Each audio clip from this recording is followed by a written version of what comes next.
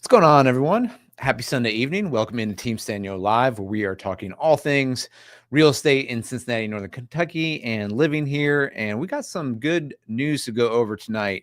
I'm anxious to get into to talk about what's happening in this real estate market nationally, but also locally. So I hope you're having a great weekend. Welcome in. It's good to be back. Haven't been on a live in a few weeks here. So as always, if you're watching, drop in the chat. Let us know where you're watching from.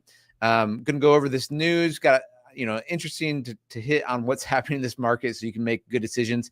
Maybe we'll talk a little Bengals talk. Bengals are starting training camp. Shamar Stewart is back in action. Which fun little story here from a Sztanyo Clanyo member down in Aggie land. Shout out to you, Ray. You know who you are. We were chatting. They're thinking about a move up here to the Cincinnati area. He's like, I'm a huge Texas A&M fan. I'm like, well, can you get Shamar Stewart up here? Can you like work your magic just a little bit? I swear it wasn't an hour later when the news broke, maybe 2 hours later when the deal was done and the compromise was made. And so maybe we'll talk a little bit about Shamar Stewart, but thank you, Ray. We're glad to have our first round draft pick up here and not holding out anymore. So we'll talk about that. Maybe we'll talk about a little family life. I've got a question maybe we'll get to at the end of this. Because I'm going to have to ask you guys how you close shop. Like, what do you do to close shop right now? Because I'm in my mid 40s and I still can't figure it out. Early 40s, mid 40s. What is 43? Is that mid? I don't know. It's early to mid 40s, I guess. But I hate clothes shopping. I hate it. Maybe I'll rail on that a little bit. But anyway, let's talk real estate. We got some interesting news to go over, and I want to talk to you guys about what it means here locally. But first, let's start on the national news level and these headlines. All right, so here we go. The housing market just hit a key milestone, but buyers market may be a stretch.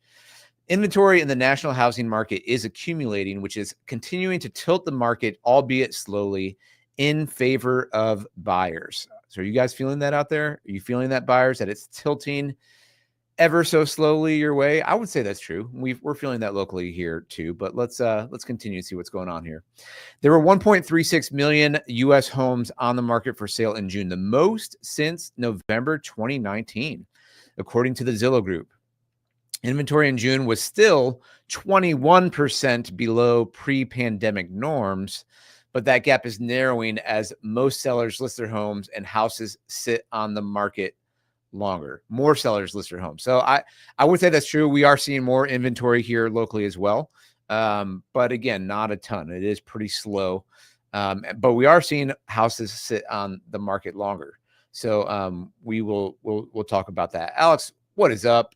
Ahoy from Paycor Stadium. Hope you're having a good weekend. And yeah, I'm gonna have to get my kids down to Paycor.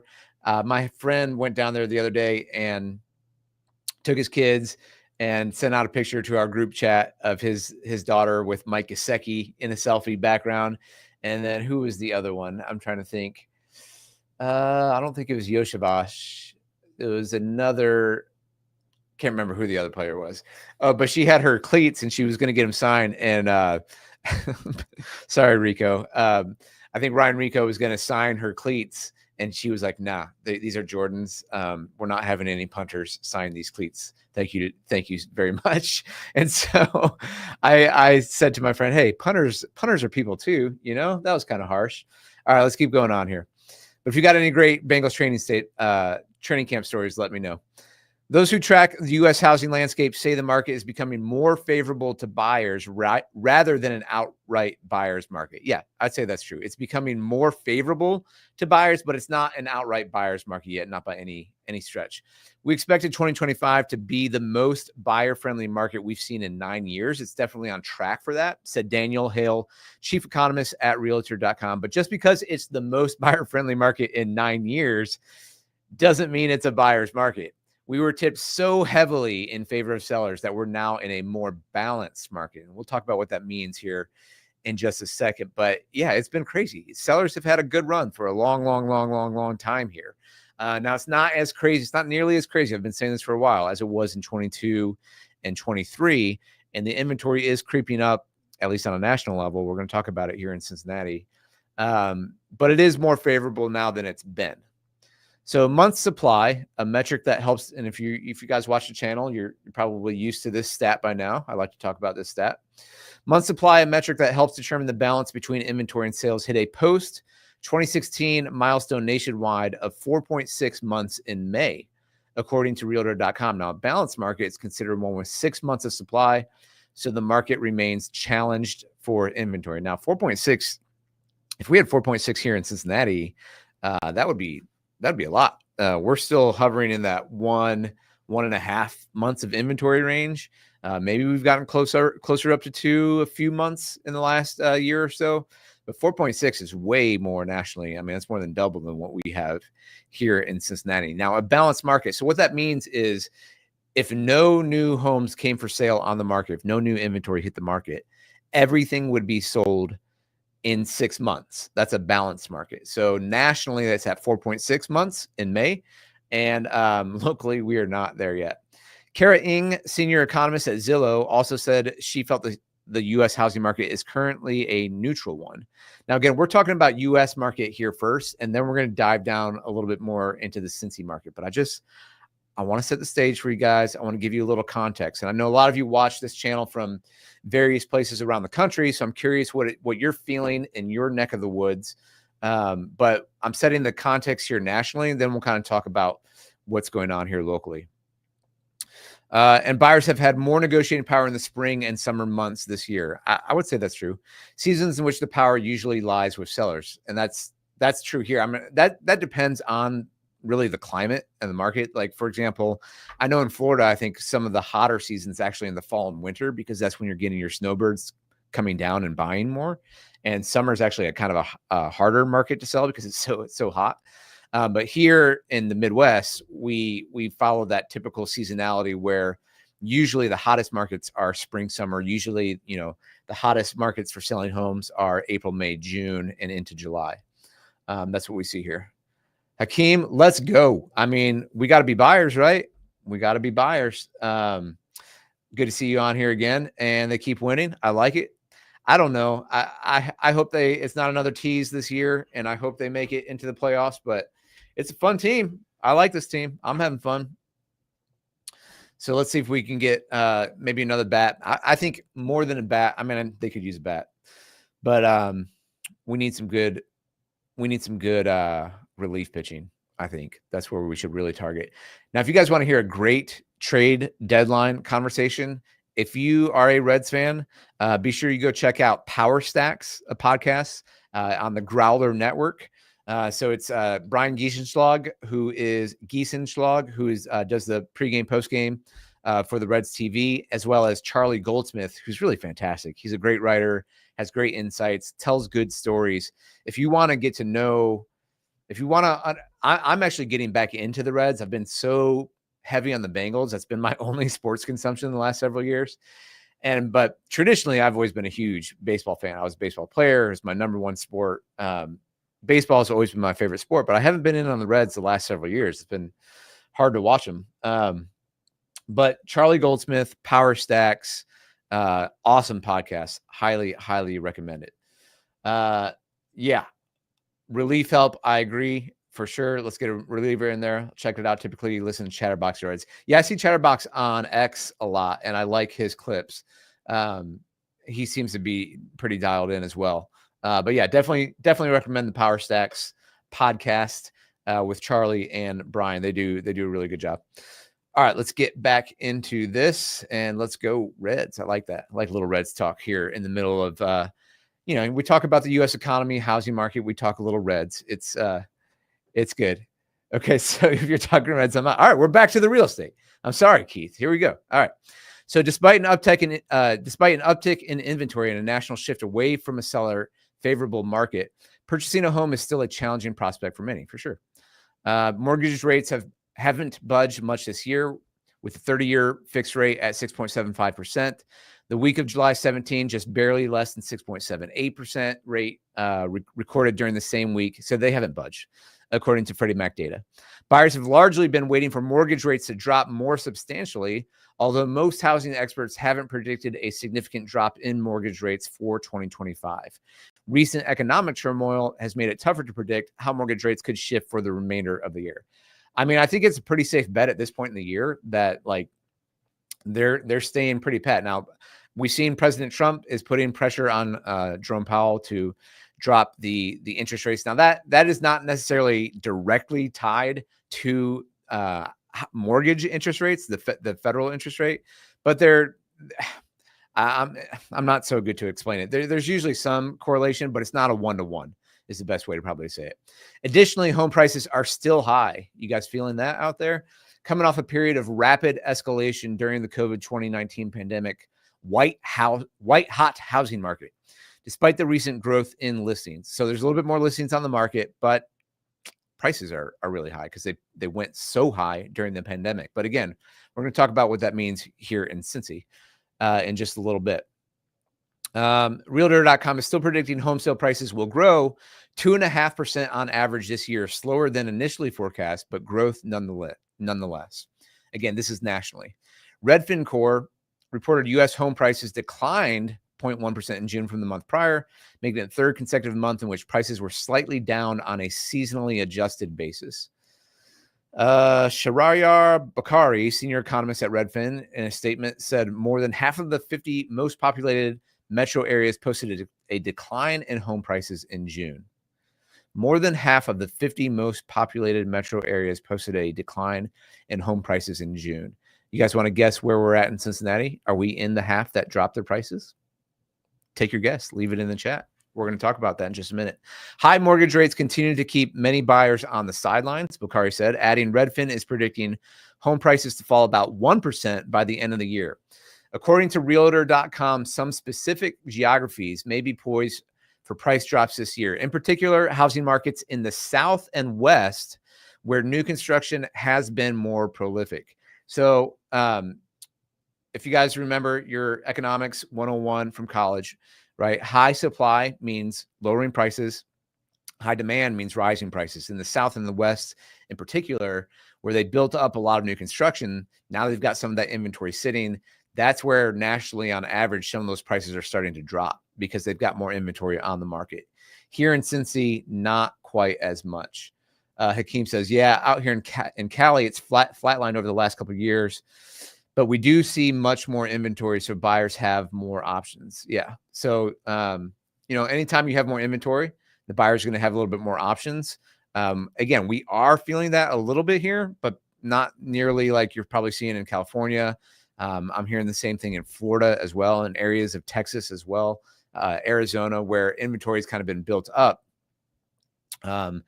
We were lagging here. All right. We're trailing. We're a trailing indicator here in Cincinnati. Okay. In order to see more headway with home prices, we need to see more building, Hale said. Builders are facing a slower demand period, but in pockets like the South and West, we're seeing more price softness, which is helping to improve the affordability in those places. So says Hale. Inc. said buyers in a strong financial position are the ones who are most likely to be able to take advantage of the changing market. Of course, I mean that's things you probably know, right? If you're in a stronger financial position, you're more likely to be able to take advantage of the changing market. Yeah, I would agree with that. Many other prospective buyers, including those purchasing for the first time, remain priced out. Sellers may pivot amid changing market. Now, homes also aren't necessarily selling quickly. Many are sitting on the market longer, which has forced some sellers to cut their prices or even remove their homes from the market. Oops. Pull this back up so you guys follow along here. Listings that sell are doing so on average in 19 days, which is only 1 day faster than it was before the pandemic, according to Zillow. That's also up from the average of 15 days in 2024 and 11 in 2023. So we're seeing a trend line for sure of days on market going longer and longer for sold homes. Delistings, which these are homes that were on the market, but then sellers have pulled off and delisted from the MLS. grew 47% in the 12-month period ending in May, according to Realtor.com. Homes that are attractively or properly priced are moving quickly, Ing said, but homes that are priced in the mind of a few years ago, not the current environment, or homes that need a lot of work might be lingering. And I would say that's true here locally as well. And so if we're working with sellers and they're thinking about where the market was a year or two ago, those homes are going to be sitting longer. We're certainly seeing days on market last longer for listings, even homes that are priced well, even homes that are in good condition. Now, if you're not in good condition or if you're overpriced, you're going to be sitting and you're going to be, you're going to be forced to be doing those price reductions, if not pulling the home off the market. So we are feeling that here locally as well, I would say. Both Ing and Hale said they expect to see inventory continue to grow throughout the rest of 2025, though the rate of growth is tougher to ascertain. Hale said she's tracking whether sellers will continue to put their homes on the market, or if realizing the for sale sector has shifted, they will act accordingly and not list as many homes. So there's a great thing for inventory, right? The sellers might be like, it's cooling off. I was going to sell, but now I'm not going to. So that does not help the inventory issue. I think it's going to strongly influence how quickly the rebalancing happens, or even whether it happens, Hale said. The trajectory of the U.S. economy also continues to have ripple effects on both buyers and sellers, and uncertainty in the wake of tariffs and other policies has resulted in some consumers pausing big life changes, including buying or selling a house. If you guys are watching out there, I'd love to hear from you. Where are you guys at on this? How are you feeling in terms of the large economic ripple effects, whether that's tariffs, whether that's interest rates, whether that's housing inventory? Has that made you, decide to wait? Has that made you decide to pull the trigger? I'm curious. Leave a comment in the chat. Would like to know what you guys are thinking about that. So perfect time to buy a snowbird condo. Yeah, is right now. That's right. Go get your Florida condo. Now's the time. And it's not just the seasonality that's happening down there. Just because I've got some family down there and am familiar with some of the real estate goings on. But they've had such a huge surge in their insurance as well in Florida. A lot of people, including, short-term rental owners who are like this is killing our P&L for our short-term rental. A lot of inventory is flooding the market there. So they are seeing some price drops in different markets in Florida for sure. Okay. So Hale said many of the changes that have come out of the White House and Congress have yet to show up in national housing market data, but she added the speed and urgency at which President Donald Trump's administration has approached policy change has been greater than initially expected.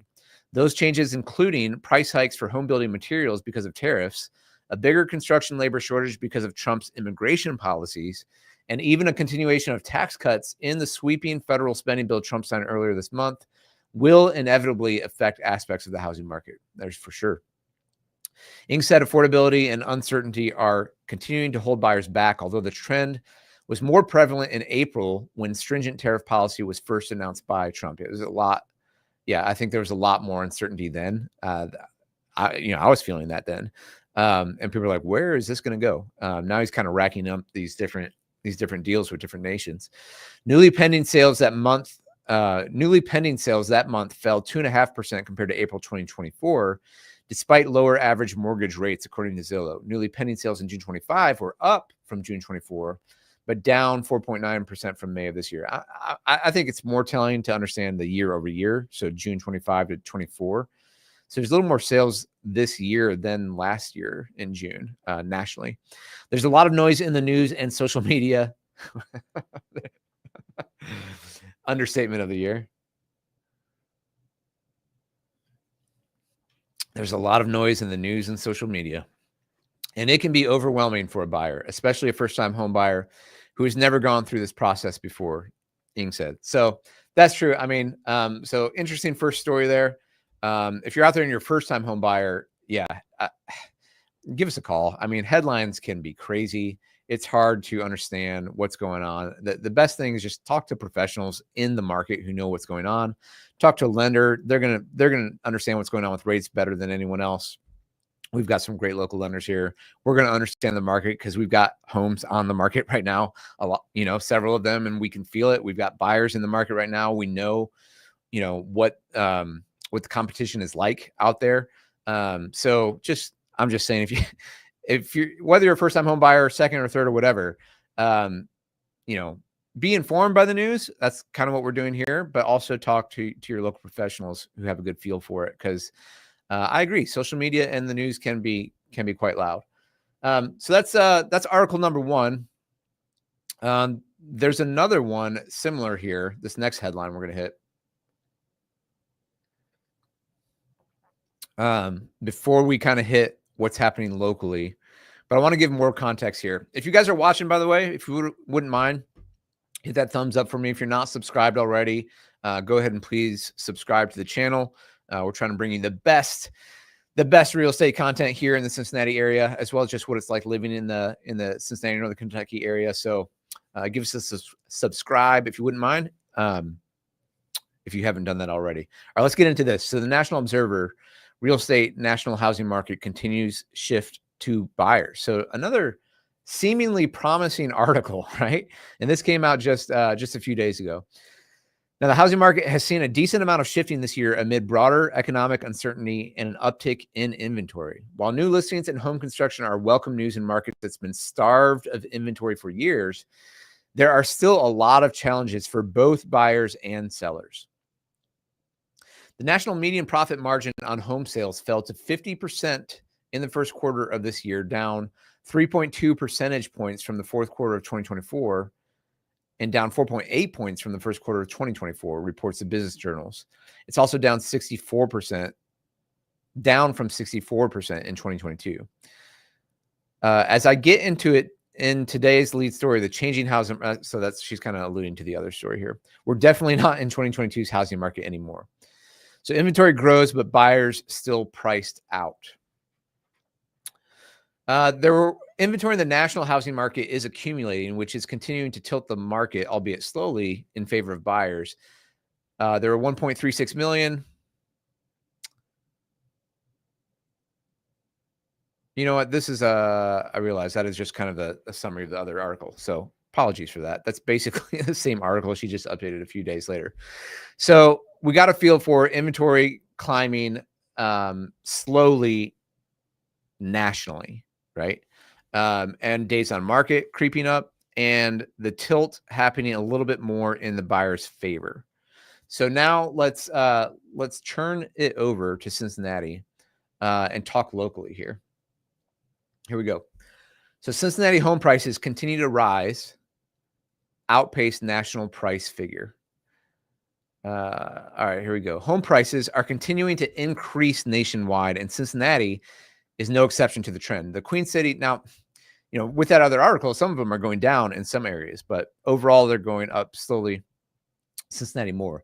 The Queen City took the 4th spot for the biggest year-over-year increase, growing 6.7% from June 2024 to June 2025, making the strongest June increase in 2 years, according to data from homes.com. Home price appreciation far exceeded the national benchmark of 1.3%, which demonstrated the 7th consecutive month when price growth outpaced the national figure. So I just want to play that back for you. The national growth year over year, June to June, was 1.3% in terms of sales, median sales price.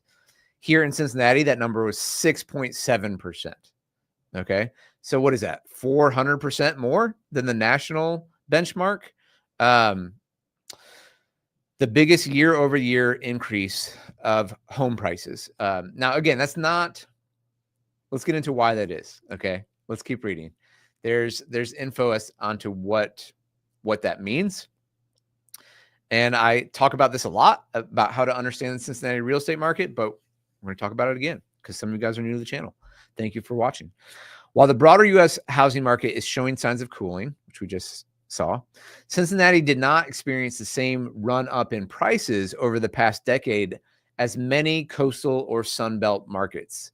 Yunji Kwan, assistant professor of real estate at the University of Cincinnati, told me in an email. In that context, the recent 6.7% increase may appear high, but it likely reflects a moderate correction or a catch-up rather than overheating. I think that's a good way to understand Cincinnati in general, whether it's real estate or anything else, is that we're typically not going to overcorrect, and we're usually catching up. I think that line by Professor Kwan there is spot on for Cincinnati. We are, what is the quote by Mark Twain, right? If the end of the world comes, I want to be in Cincinnati because it'll end 10 years later or something like that. That quote by Mark Twain. And so I think what we're seeing here, we're still seeing prices go up, but it's not necessarily that. I think it's a little bit of both. I do think more people are moving here for some reasons that we'll get into here in a minute. But it's also, we didn't go as high as some of the other markets nationally during the pandemic. Now, it was high for here, where we saw like 10% appreciation, but we weren't seeing 12, 15, 20, 25% appreciation like other markets nationwide. And so now that the rest of the nation has kind of like, woo, they're starting to come down, right? From those prices, inventory starting to build. They're still seeing growth, but it's like, whoa, it's peaked out. Cincinnati's still like chugging up that mountain a little bit. We're still catching up. And I'll be honest, that's really what happens. That's what happened in 2008, 2009, 2010 as well. So when the Great Recession hit, Cincinnati, the market came down, but it's just always a little bit delayed from everywhere else. And it's not as drastic as everywhere else. I always say this, we're a river city. We're a Midwest river city. We don't like swale too high one way or the other. Every once in a while it floods, but that's got to be crazy. Okay. That's got to be pretty crazy. All right. So let's keep going into this. I think that was a really interesting insight that he said it's likely reflects a moderate correction or catch up rather than an overheating. I think that's right. We're still catching up to where a lot of the appreciation happened in some other markets nationwide. All right. Last June, the median sales price in Cincinnati was $300,567. And it has since risen to $320,000, which is 19% below the nation's median of $395,000, according to homes.com. So prices in Cincinnati increased $21,950 in June compared to $5,000 nationally. So again, in Cincinnati, prices increased 400% over the national number, but the national median number is 390,000, whereas Cincinnati is now up to 320. What does that mean? It's still affordable here, right? So, so that's the other reason we're going to get into this, but we're catching up, but also we are like other Midwest cities where we're still affordable. And so if you've got people where when you're having a housing affordability crisis around the nation and people are getting priced out left and right, first-time home buyers are having a huge challenge in this market across the country. Well, where are they turning their sites to? They've been turning to the sites for several years now to the Midwest. And it's like, do I really want to give up the ocean? Do I really want to give up New York or Chicago or California or wherever?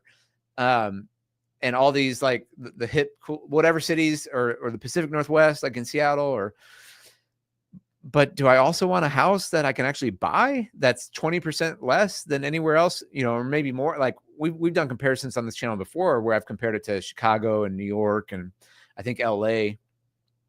And the housing is like on median is like 75% less median price.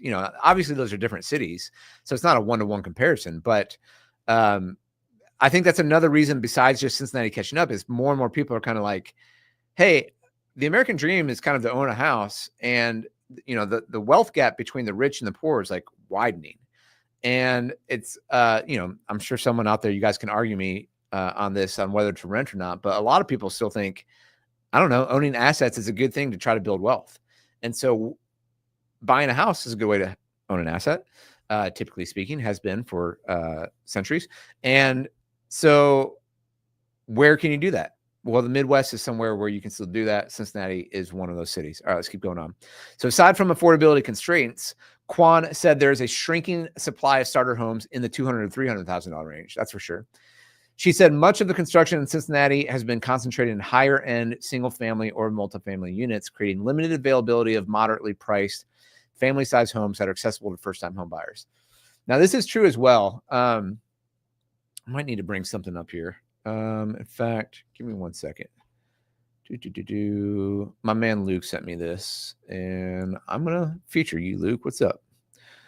Move-in ready in Union. Okay, so but and below 310,000, this is a 3-bed, 2.5 bath. This looks like a townhome here in Union, Kentucky. Okay, so 3-bed, 2.5 bath, 309,000, brand new. Now it's got a shared wall. It's got one shared wall, but that's not a bad option. Let me bring this up so you guys can kind of see what this is.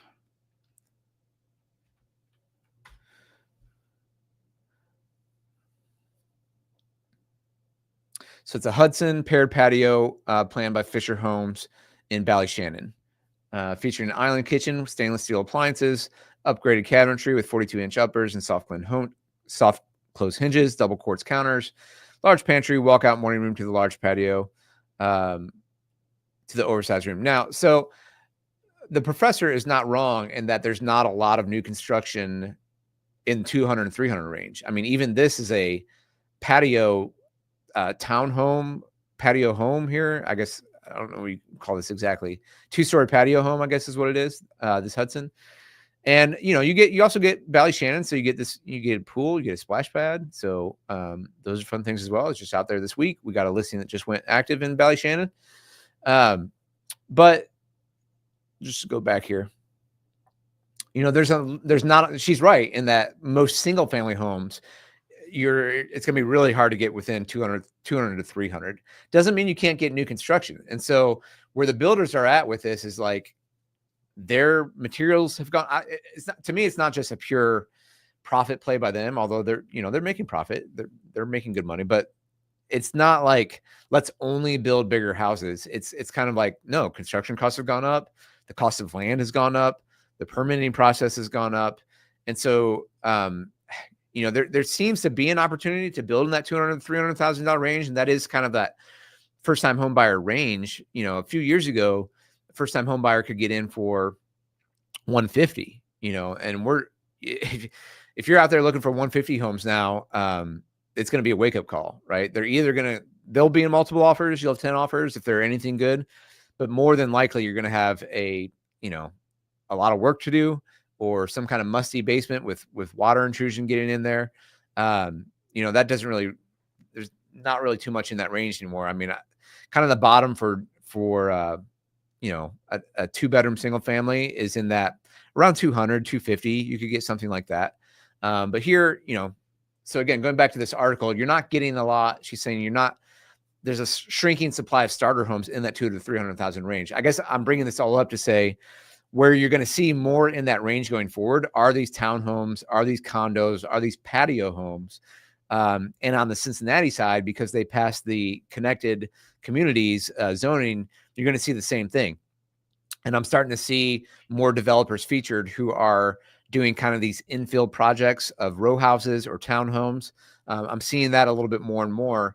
You're not going to have the parking, you know, or ideal parking, I should say, in a lot of those. You're going to have shared walls. So 200 to 300 in a single family detached is harder and harder. I will agree with that. Hakeem, what's up? Where I live in California, cheapest new builds are going for $550K. Those are 1,500 square feet most of the time. Yeah, and this one is 1,651 square feet. So it's all relative, right? You know, and that's my point. I think I just said, like, compared to California, since he's about 75% less housing costs, this home's 309 compared to what Hakeem is saying for 550. I think my math is about right on that, somewhere close. So, yeah, I mean, depends on where you want to live, what you want to pay for, right? And so we'll keep digging in here. Hamid, I love Westchester. I think it's great. I don't know if you have any more specific questions about that, but I think that area, you know, what you're seeing more and more, the gap kind of close between Dayton and Cincinnati. And I think there are some pretty powerful economic forces in terms of CVG, in terms of what's happening with aerospace, and what's also happening up in kind of Columbus. That's continuing to close that gap between Cincinnati, Dayton, Cincinnati, and Columbus. And I think you'll only see more of that in the years to come. Westchester has good schools. When you can't, it's hard to go wrong with Lakota schools. And so I think Westchester is a great place to live. I really do. All right, let's keep digging into this. Get back here. Okay, so Gary Painter, academic director of the UC's real estate program, told me rising prices can be understood through supply and demand principles. Of course they can. On the supply side, Cincinnati is falling short in producing enough housing. He said it could be the local government not being fast enough to authorize new building permits, or developers waiting to make sure they can make the same profit. Yeah. Nonetheless, compared to other cities, Cincinnati hasn't built as many homes, which is contributing to increased demand and in turn driving up prices, Painter said. So yeah, you've seen maybe more inventory in, like I said, we saw in those other articles in the South, the Southwest. But it's going to be here because we're not building quite as much there. A patio home, Hakeem, it's kind of different definition from different people. Usually it's like an attached home to another home. So it's a little cheaper for the builder to build. Let me bring it up here. And usually a patio home means it's kind of on a slab, but not all of them are. So it's kind of hard to understand. There's a little bit of different information on this. Let me do here. Fisher Patio Homes, Northern Kentucky. Here, Tuscany has a bunch of them.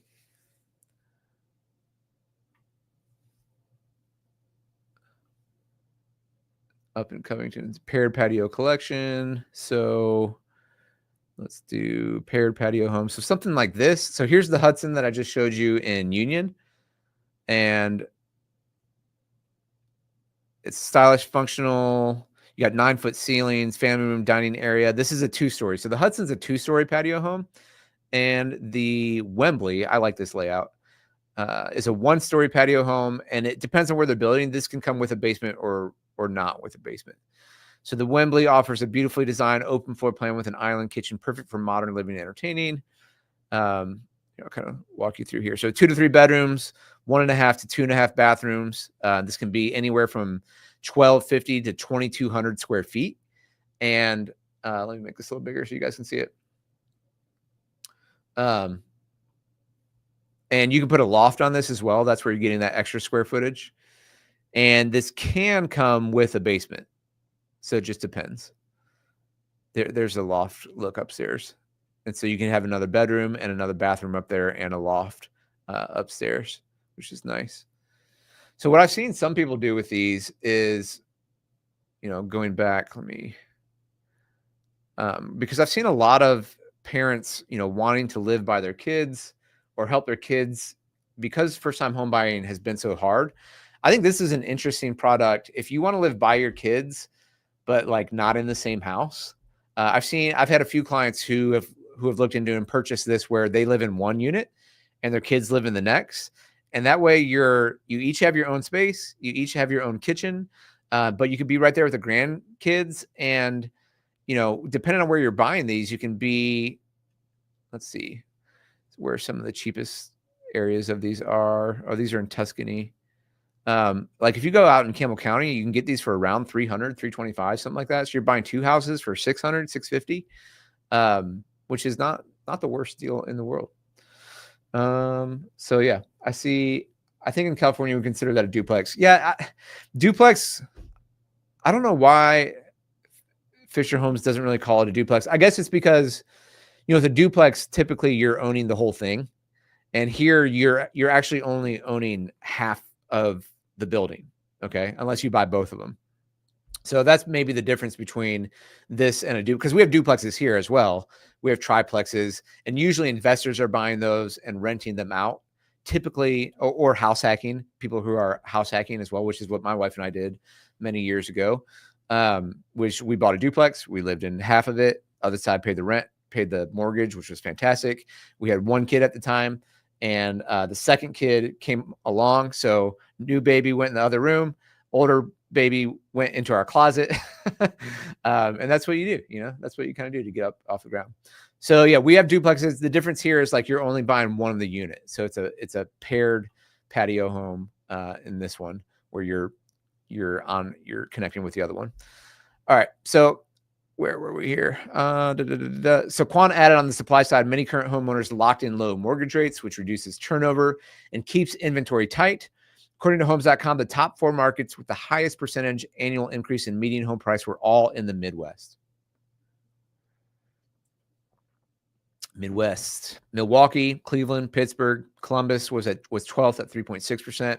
So that, again, kind of going back to what I was saying before, is prices. Well, part of it might be the lagging factor. These other cities in the Midwest, Milwaukee, Cleveland, Pittsburgh, might be experiencing kind of the same thing that Cincinnati did, where we're catching up to all that growth. But I think the other part of that is people who can work remote and have said, I'm done with these prices and I'm done with this cost of living in this area. And I'm out. I'm moving to the Midwest, and I'm going to actually go buy my house and put down some roots. So I think not just Cincinnati, but these other Midwest cities are feeling that as well. It's not a surprise at all that we're seeing prices going up in the Midwest, whereas other places they're not. And that can simply be from population resorting and really nothing else, Painter said. Quan said a key explanation for why the top markets are from the Midwest is affordability. Yeah. She said Midwestern cities remain significantly more affordable compared to coastal metropolises, which draws the first-time home buyers and in-migrants, people who move to a new location within the same country.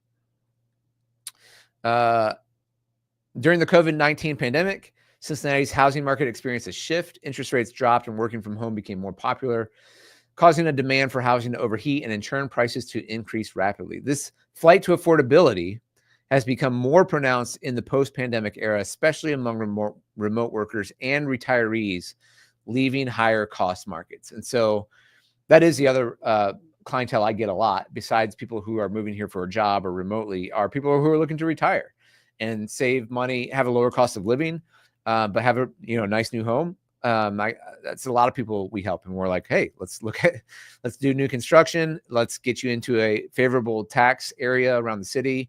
And, we help a lot of people like that. In June 2021, the city's annual home price growth spiked to 19.2%. For the preceding years. The percentage dropped significantly, somewhere between 5 and 7%, according to homes.com. Home price growth and interest rates go hand in hand because when interest rates rise, home prices tend to decrease and vice versa. Yep. You definitely find that when interest rates go down, prices go up, and that partially eats away any advantage that a family will have in buying, Painter said. So I want to speak to that just a minute. I try to communicate that often as well, which is, and I asked you guys before to let me know in the chat if, or the comments if you're watching this after we record it.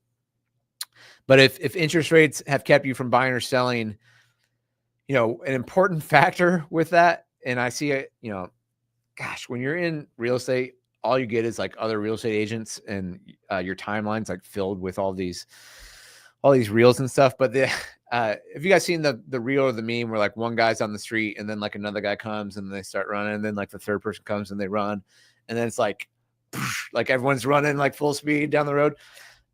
So I've seen that one over and over and over again, where it says like if interest rates drop, that's going to kind of be what the real estate market is. And I think that is spot on, actually, because not only are you going to have buyers who've been sitting out waiting for a lower interest rate, but you also have sellers, and you're going to get a lot of sellers and buyers. A lot of sellers, have been trapped kind of, by choice, but like if you locked in at a rate of 2 to 4% a few years ago, and everything's hovering around 7% right now, a lot of sellers have been like, yeah, nah, I'm good. Like I'm good. And that could mean they need a bigger house if they have more kids. That could mean they needed to downsize, but they're still looking around those interest rates and like, I don't know, I kind of really like this 2.5% or this 3% rate. It feels pretty good. So I'm just going to keep it. Now, what I've heard economists say is, if it gets down in the 5s, maybe 5.5, that's close enough where you'll start seeing both buyers and sellers really engage. And so, particularly if you are a buyer, I would say, and you're waiting back for interest rates to go down. And yes, that would save you some money if interest rates come down. But what you also need to realize is the surge of demand that will likely happen when rates come down from both buyers and sellers. And you probably have sellers, but then you'll have more, they'll become buyers as well. And that, what does demand do to prices? Prices go up. And so, with demand, and that's what we saw in the pandemic. So just be careful what you wish for, I guess is what I'm trying to say. I don't like saying to buyers, hey, there's this kind of cliche saying that was out there a lot the last few years. That was what was it? Marry the house and date the rate or something like that. Something stupid like that.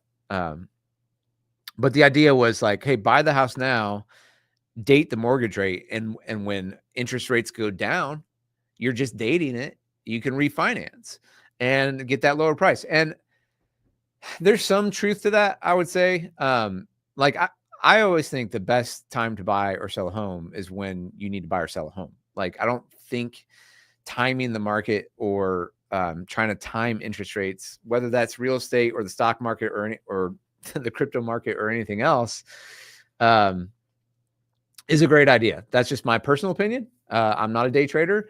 I'm a diamond hands kind of guy. I'm a buy and hold kind of guy. And so I'm just like, politicians going to spend, inflation's going to continue. And so I just want to hold assets, and I want to hold as many as I can as early as I can. And if you talk to any investor, particularly in real estate, and you ask them, let's say they flip houses, and you ask them, hey, would you like to have those houses still that they flip for, you can ask me. I flipped several houses for 200 grand like a few years ago, and now they're all worth 300 grand. I'm like, dang it, why did I do that? Every real estate investor is gonna tell you that. Stick to Bitcoin, my friend. Hey, I'm a diversified man, and I do like my Bitcoin. Not gonna lie. So besides real estate, yeah, exactly. So I'm a diamond hand. I'm in diamond hands.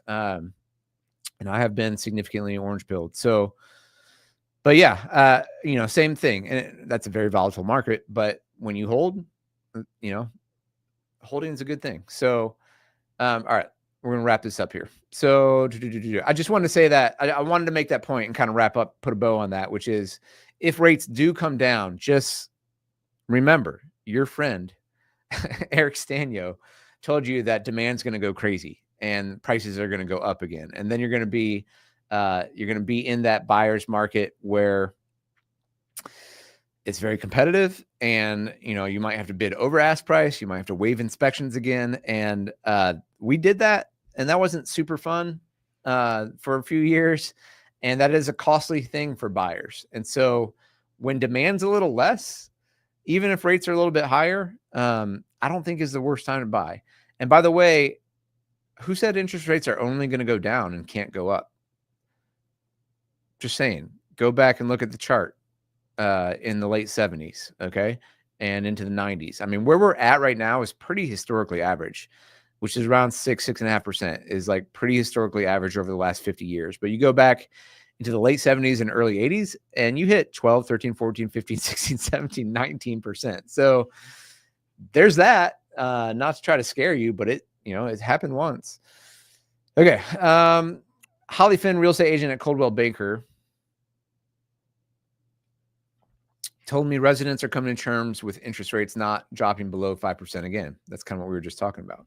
Let me pull that up real quick, actually. St. Louis, what is this? Fed mortgage interest rate chart. This is you guys, this is wild, right? So look at this chart. Okay, this is the 30-year fixed mortgage rate average in the United States going back to 1971, which it was around 7%, 7.3, right where it is. And then ding, ding, ding, ding, ding. Oh, crap, inflation. Lots of inflation. 9, 10, 11, 12, 13, 14, 15, 18%. Yeah. Can you imagine Some of you guys probably lived through that. I was born in 1981, so right about there. My parents were probably freaking out. My parents were renting at the time. Makes sense. I understand. So then they came down, but look, in the 80s, they're in the 10s, the 9s, 8s for a good chunk of the 80s and 90s. Okay. So I'm showing this, like this little blip right here where it was in the 2s and 3s. That's the weird time. Okay. That's as weird of a time as this was a weird time. The average is where we're at right now. Okay. In fact, a little bit below most of where the 90s were. So where we're at right now in the 6s, 6.5 up to 7s, you just look across this chart and, we got it pretty good. Not gonna lie, a little context helps sometimes. My man, born in 1981. Let's go in Wilmington. Very cool. Do you anticipate going lower in the near term? I don't know. I'm not. I mean, meh.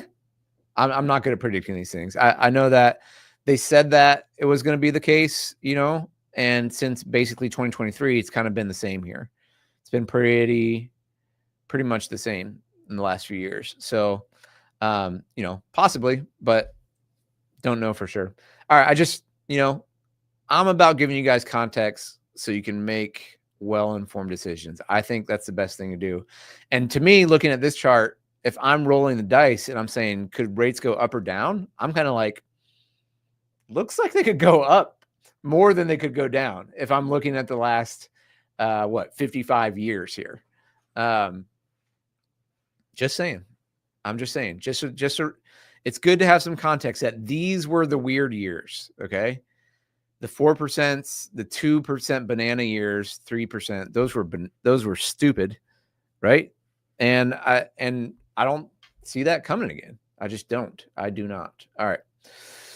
So she said, yeah, they don't see it going. Most people are coming to terms that they're not dropping below 5 again. She said lenders are predicting that the rest of this year's rates will continue to fluctuate between 6 and 7%. Take the prediction for what it's worth. Although Cincinnati sales prices are lower than the nation's median, limited new construction continues to constrain supply, Kwan said.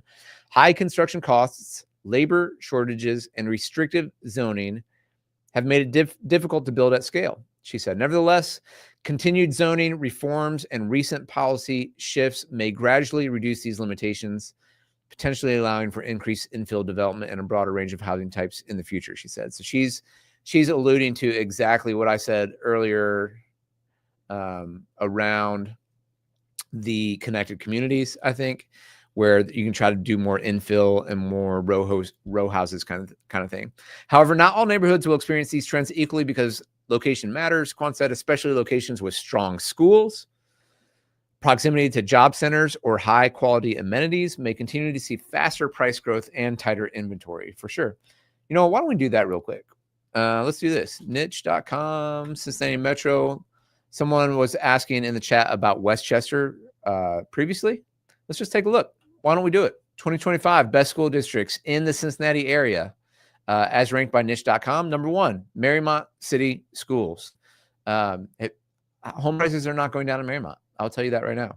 Mason City Schools. Home prices are not going down in Mason or Marymount or Sycamore in Blue Ash. These are the A+ school districts in the Cincinnati area. Marymount, Mason, Sycamore, Indian Hill, Exempted Village School District. Home prices not going down in Indian Hill. Wyoming, Beechwood in Kentucky. So that's Fort Mitchell area.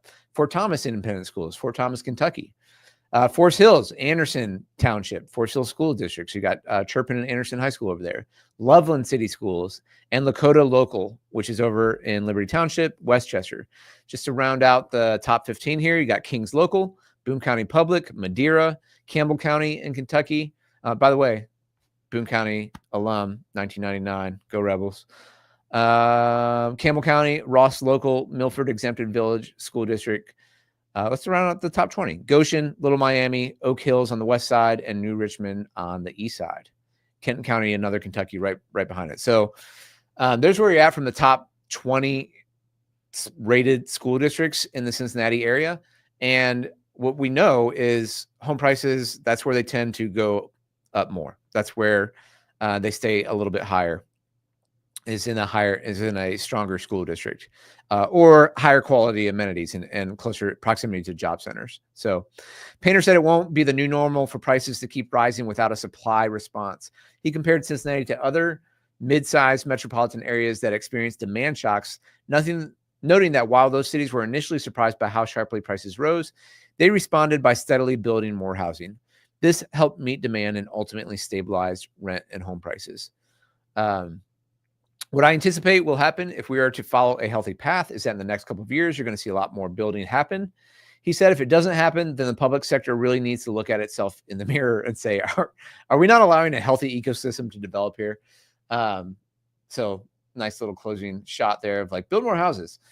So, and there's a reason, by the way, guys, just because I'm trying to understand the economy, I'm trying to understand where it's going, trying to make this helpful for you guys. I hope this info is helpful for you, whether you're looking to buy or sell. But that's another reason why I do a lot of new construction on the channel and try to follow that closely, is like, because I realize, it's been a seller's market for years and years and years here. And the only way to get the other way around is for inventory to increase. And without a giant recession where everybody loses their jobs and sells their home, which we don't want to see that again, building is the other way to get there. And so that's why I try to keep my finger on the pulse here locally of what's happening in new construction, both from, the largest construction builders, which are Fisher and Dries Homes. MI Homes is another, Arlington House Builders in Northern Kentucky. Then you've got all the custom builders as well. You've got some of the other production builders that are, D.R. Horton, Christo Homes is moving in more. Let me think of another one. You got Ryan Homes that's out there. So that's, I try to keep my finger on that pulse for you guys as well, as we go on. So let me know if you guys got any more questions in the chat, or I'll probably wrap this up here in the next few minutes. I might show you, if you guys want to see the most expensive home sale in almost ever in Cincinnati that just happened. You guys want to see a really fancy house? Let's see here. So sold. Give me 1 second. I had it up, but the MLS always kicks me out after inactivity. Preview 1. Okay. So we'll do one more thing. Yeah, agreed. Got to keep building, man. It's the only way to answer making housing more affordable. I agree. It's good for the environment, or the economy. The environment. It might be good for the environment. All right, so let's check this one out. So Cincy's most expensive home of the year sells for $6.46 million over in Indian Hill. And by the way, I just did a full video on Indian Hill and that specific market. So if you're interested in buying a mansion in Cincinnati, hit me up. But check out the channel and look at the video I did on Indian Hill. And I dove into the numbers in that one as well in terms of supply and demand and kind of what was on the market right now. So if you're interested in that, feel free to check that out. Okay. Private Indian Hill sold for nearly $6.5 million to 8875 Fawn Meadow Lane. It hit the market in December and just closed for $6.46 million in all cash transaction, according to the Hamilton County property records. Originally built in 2006, the 4-story mansion spans 14,528 square feet and has 6 bedrooms, 7 bathrooms, and 1 half bath. Only 2 recorded home sales have been greater. The country estate of Judge Susan DeLotte and Stan Chesley, which sold for $8 million in 2004, and Anderson Township's home purchase for $7.5 million by Cincinnati Bengals quarterback Joe Burrow in July 2023. Hey. So I think they had multiple cash offers on this one. Burrow's home was not listed. Chelsea sale was not listed. This one actually was, I believe. So let's go check it out. Let's take a little look-see.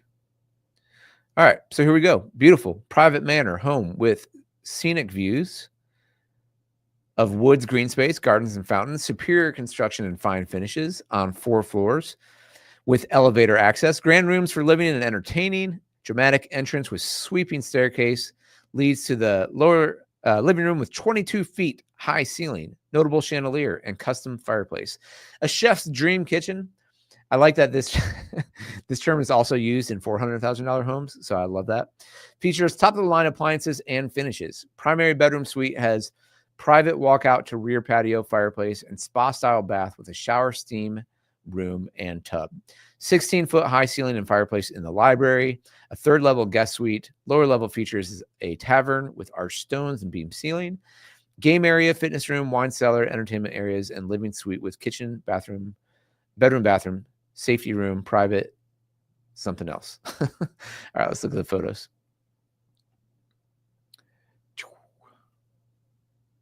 Looks pretty nice. But the video I did in Indian Hill here mentions the fact that everything in Indian Hill actually has to be zoned at least 1 acre. So you look around here and you see, you've got all this space between properties, which is really, really nice. Not too shabby. What do you guys think? That's gorgeous. Ooh. What was that? 22 feet? Yes, it does look like a dream mansion. Beautiful.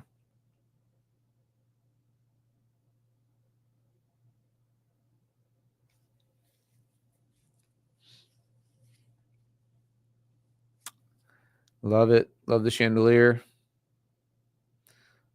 Custom ceilings, beautiful staircase. So yeah, guys, let me know if you're in the, I'm only taking on clients right now in the $5 to $7 million range. So I'm getting a little bit more exclusive. YouTube channel's blown up. So please only hit me up if you're in the $5 to $7 million range. I kid. Yeah, beautiful home. Actually, one other thing I guess I should mention, I launched this week is I do advertise on the Bengals Growler, the Growler Podcast Network with Paul Dehner Jr. and Mark Shalafu. And just to throw this out there to you guys, if you refer someone to us, number one, you're going to get one of our hats. Bam, Team Sztanyo hat. Love these things. And number two, if they close, we're going to throw you in a raffle to win Bengals tickets. So go to teamsztanyo.com. Oh, you guys can't see this at all. One second. Here we go. Growl Pals. This is really for anyone, though. Score Bengals tickets, get exclusive swag. So you can get the hat for a friend, you get some swag. If they close with us, we'll throw you in a raffle. We'll give away Bengals tickets. So if you know anyone, maybe you guys aren't ready to buy or sell in the Cincinnati area, but wanted to let you know that this referral program is now out there and live. Just go to teamsztanyo.com/growler. I might even turn that to referral, or maybe I'll make a duplicate, and you can win a hat or some Bengals tickets. So, all right, I think I'm about to wrap it up. If you guys, we could talk a little Bengals chat. If anyone's out there who wants to talk Bengals and Shamar before we wrap it up and head home. We'll talk about clothes another day. I got to figure out. I bought all this stuff off Amazon. I'm trying a new thing where I'm asking ChatGPT to be my personal fashion stylist. So I'm like uploading photos and it's like, you look great. And I'm like, I don't think so. It's like kind of helpful and kind of not. And I just hate the process. Like I hate shopping for clothes. I hate the time it takes to shop for clothes. I hate the time it takes to try on clothes. I just hate everything about it. I don't know. I know I'm a grown man. I just do not like clothes shopping. I just don't. There's got to be a better way. If you have a better way, let me know. Maybe it's like, and by the way, I used to work for a men's fashion startup. Cladwell was the name of the app, and the whole thing was trying to build a capsule wardrobe to help you with your size and fit. And and I've gotten a little better since then, but even, I don't know, I'm just a Midwest guy who likes his t-shirts and ball caps. You know what I mean? When I get beyond that, I'm in trouble. So, all right. I think that's it. Guys. Here we go. You check it out. Big Bengals fan. Let's go. Yeah, D's got to improve. So I was watching a few So I'm the guy, I'm like so into this. I'm watching the clips like of training camp. I'm like, oh, how did Shamar Stewart look on that rep? And he looks pretty lousy right now for a guy who's missed practice and been holding out.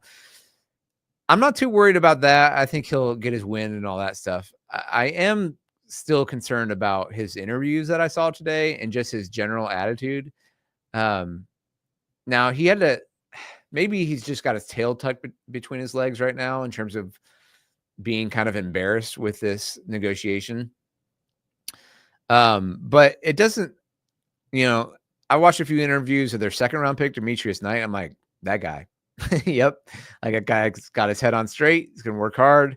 He's going to have a great career. Shamar, I look at and I watch his interviews. I'm like, man, I hope you have a great career because, first round draft pick. But I'm like, I'm hoping he's just feeling upset about the negotiation, but not off to a great start in terms of getting up and going with the team and, putting your best foot forward with your boss and the team. And the fans. So we'll see. I hope it works out, but I don't know. I don't have a lot of hope there, honestly.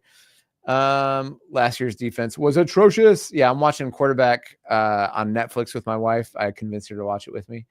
Maybe we'll go watch an episode tonight. We're like 3 episodes in. And it's like, I knew from listening to all the podcasts already that people were like, I knew all the kind of the highlights of the show.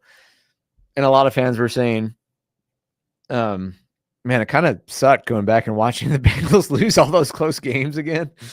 And so I'm doing that to myself. And I'm like, why am I doing this to myself? Hopefully this year, I do think they'll get off to a better start. They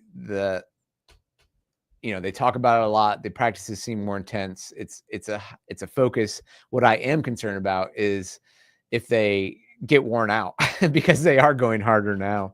And so if they do make playoffs and make a deep run, I'm concerned about their stamina at the end. The guy didn't produce in college at all, which is scary. Yeah. I don't know what's going to make people feel he's going to produce here. Also has a higher chance of injury. Yeah, it could be. Do you know if he waived his conduct restrictions? Yeah, so he did. So that basically what happened, Alex, was at Mock Turtle Soup, which is my favorite news event of the year, where I get to hear from Mike Brown, which I love Mike Brown. I love hearing his interviews, and he and Duke Tobin in particular came out and they were railing on Shamar's agent. And they made the argument that was like, they're fighting for language that says, if you go to prison, and Mike Brown was like, and essentially the only way you go to or he's like, examples of that recently is beating a woman. And he's like, you know what? If you're in prison, for beating a woman, I don't really want to pay you. And I don't think I should. And people were like, oh yeah, it's a pretty good argument. Before that, everyone was railing on the Bengals from a national media perspective because that's what they like to do. And they're like, oh, the Bengals are making this thing. And the language was the same that like every other team had. And Duke Tobin made that case too. So the way they got it done was they just crapped all over his agent. And they kind of turned the narrative on his agent, which I think allowed Shamar to save a little bit of face. And they were just like, it's not Shamar. Shamar's great. We love Shamar, but his agent sucks. And and he's getting really bad advice. And this is stupid. And you shouldn't do this anymore. And so that worked, because they didn't have a good argument for him. And it only hurt Shamar for him to stay out, because if you want to make the money was already set for this one. If he went back to college, he'd lose more money and he'd have that same language in another contract next year. And the only way to make the big money in the NFL is to do great in your rookie season or your first contract. And if you start bad as a rookie, it's just like, it's hard to make it up. So his agent was only hurting him. So anyway, they got it done. He's in camp. We'll see how it goes. Yeah. It was a very stupid move by his agent. But what made me kind of scratch my head today was like, they asked Shamar about his agent in the interview. And he's like, I need a kind of agent who's going to go to war for me. And that's why I like my agent. And that's my dog. And we're dogs for life. And I'm like, okay, maybe you're saying that right now just to try to save face for the dumb reason you sat out for 90 days and got nothing, for it. $500,000 in advance that you would have gotten in December. I don't like. I hope he doesn't really mean that Zach Hiller is his dog, because that dog is dumb and not a very good agent. It was, Mike Brown. I just I love the way Mike communicates because it's so much better than me. Like, I'm a rambler and I'm not precise with my words.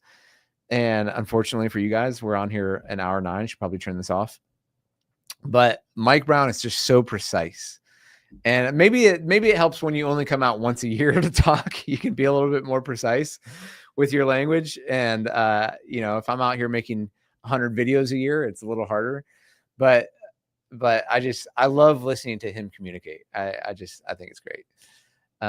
Saw his answer. Bottom line, Stewart couldn't admit it was a dumb move, which is fine. Yeah. So,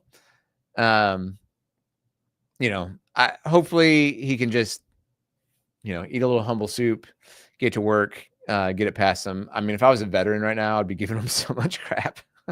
And I'm sure he's probably getting some of that. So he's got a bit of an uphill climb.